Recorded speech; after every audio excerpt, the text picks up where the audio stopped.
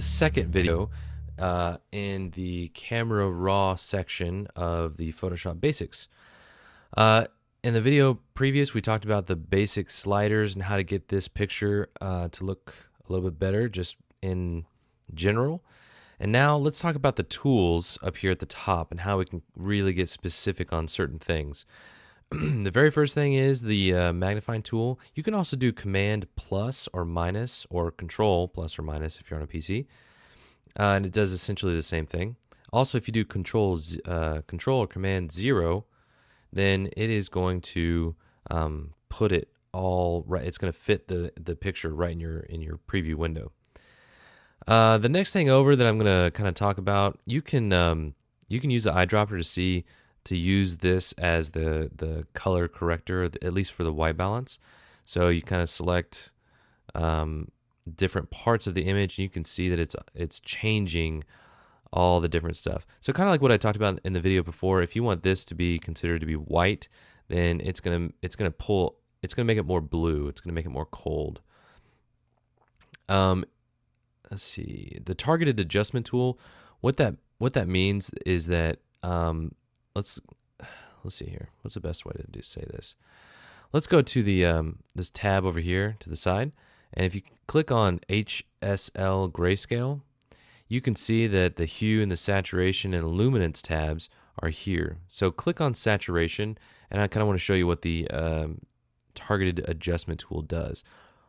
Let's say that you just want this skin tone to be black and white. If you click and drag, it's automatically going to select just that skin tone, what colors are in that skin tone. So same thing here with the table. If you want to click and drag the opposite direction, let's say you want to make it more vibrant. Well, this is really, really good if you're not really quite sure what colors are where. Sometimes, like, you'll notice that her hair is still somewhat blonde, and that's because there's some yellows in there, and you may or may not have known that. It just depends on how the image is taken and all that kind of stuff. So the targeted adjustment tool really just kind of helps out with, targeting areas that you're not quite sure that the computer's going to just kind of read for you. What I'm doing to get those back to 0 is just simply double clicking on the slider itself, and it'll kind of take you back to what you need to. The crop options here are very, very helpful. What you can do aside from just normal crop, so if you get your crop tool, click and drag, and you can make it whatever shape image you want. So you click and drag, it'll preview the crop. You hit enter to commit to it, and then you can hit if you go back to the crop tool because maybe you're not happy with it, it'll automatically bring in the rest of the image again. And let's say you don't want the crop anymore, you just hit escape. If you click and hold, you'll see 1:1, 2:3. Those are different aspect ratios. So 1:1 is a perfect square, and it'll constrain to a perfect square. So that's your crop options. Another kind of extension to the crop option, which, as you can see, these are in sections. So you have the selection section, the target adjustment color section. Here's the crop section. And so this little tool right here is called straighten. So let's say that this table, I want this table to be even with the bottom of the image. So I'm going to click right about here, and I'm going to drag to about here. As soon as I let go, it's automatically going to crop and rotate the crop in order to straighten out the image. So if I hit enter, you can see that the table, this line right here, is actually horizontal with the bottom of the image. So it kind of it works with some images, and some, like this one, you don't necessarily want to straighten out because it's not supposed to be straight. So I can go back to I can actually go to my crop tool, and it does exactly the same thing. I can hit escape, and we're good to go. Spot removal. This is really good if you have someone that happens to have a big giant pimple on photo day, and that's okay. You can take it right out.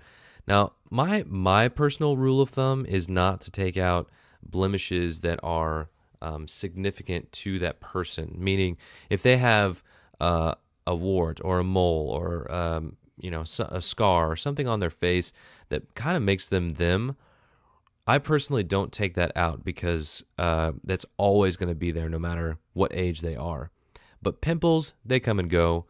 Scratches, they come and go. So anything like that that's just kind of like there, it just happens to be there right then go ahead and take those things out. And it's very, very easy to do so. Let me show you.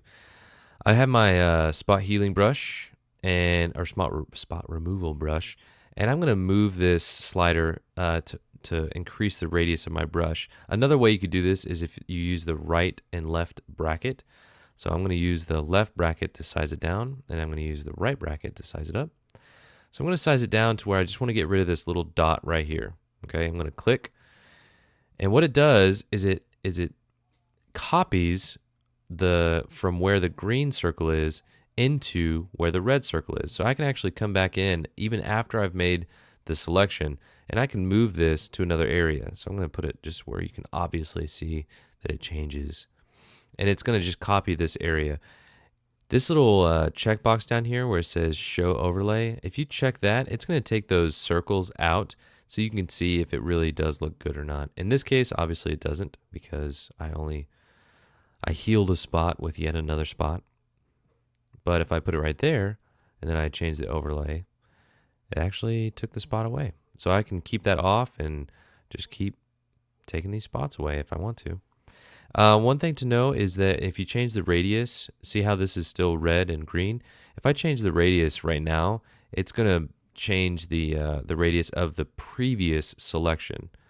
So if I select here, and let's say I want to make it a smaller selection, I can then, afterwards, I can bring down the size of the brush. So that's the spot healing brush. That is so incredibly easy to use, and it really is. Every time I use that, it blows me away. It really does. So I'm going to do Command 0 to zoom out. The red eye removal, I'm not even going to explain that. I think you guys understand. It's essentially kind of like the targeted adjustment tool. You just click on the eye and bring down the red eye. Adjustment brush. This one is really, really important. Now, before you are able to paint anything, you do have to make some kind of an adjustment to any of these settings. Now, what that means is, I have these all set at 0. If I click over here and try to paint, it'll say you are unable to create adjustment. You have to change something first. So just to show this off, I'm going to bring up the temperature. Okay, I'm going to make it more summery. And I'm going to size my brush down by using the left bracket. And I'm going to start painting. As you can see, what it's doing is it's taking this area right here and making it this adjustment. Now, if I need to erase that, let's say I'm like, oh, that's not at all what I want, then I can click erase and come in here and start painting. But before you do that, come back over to your panel here and click on add, and you can actually change the adjustment even after you've painted. So this again is a very, very cool feature. It's very helpful, and it's really easy to let's say you take someone who has like bright blue eyes or just a significant thing that you want to pop out. Then what you can do is you can actually boost just the color of their eyes, and this is a really, really easy tool to do that. Let's say you want to make a new one. Okay, so I'm going to click new. And I'm going to bring the saturation all the way down. So I want to make everything black and white except for this little spot right here on the table. So I can come around and paint out all the color, or I can make it to where I paint out all the color on everything except for my wife, Ashley. So this is, again, a very cool effect that a lot of people like in their photos. It's really good if you have, especially if you're doing like a senior portrait or something and they have a flower in their hand, then you can make everything black and white except for that flower, and it's really, really cool. Now, the graduated filter, it's kind of the same. The difference is it functions like a gradient. So it takes it to where the feature that you're using is extreme on one side and it's opaque on the other. So if I click and drag and straight down, actually see how it moves around? If I hold shift while I'm dragging, it's going to straighten it out for me and keep it straight. So I'm going to drag this all the way down to the very bottom of the picture. So as you can see at the very top of the picture, everything's black and white. At the very bottom, everything is still in color, and that's because the adjustment that I'm using is saturation. I can bring the exposure down, and it's going to make it to where the background is dark and in black and white, and then here is light and in color. So, and then you have your undo and redo, which you can always do Control or Command Z, and that's always going to undo what you just did. You can also do new, and you can do a second graduated filter and just do it from a different angle. So that's kind of the overview of the tools here. In the next video, I'm going to be talking about some of these different tabs and what we can do with those. So if you have any questions, please comment below. Also go to worleytutorials.com and you can view some of the other tutorials. And you can also contact me on the Connect page at worleytutorials.com. And of course, I'm trying to give you as many options as possible to contact me and ask me as many questions as you want. You can also go to Facebook or Twitter at both of those, facebook.com, twitter.com/WorleyTuts. So there you go, and I'll see you in the next video.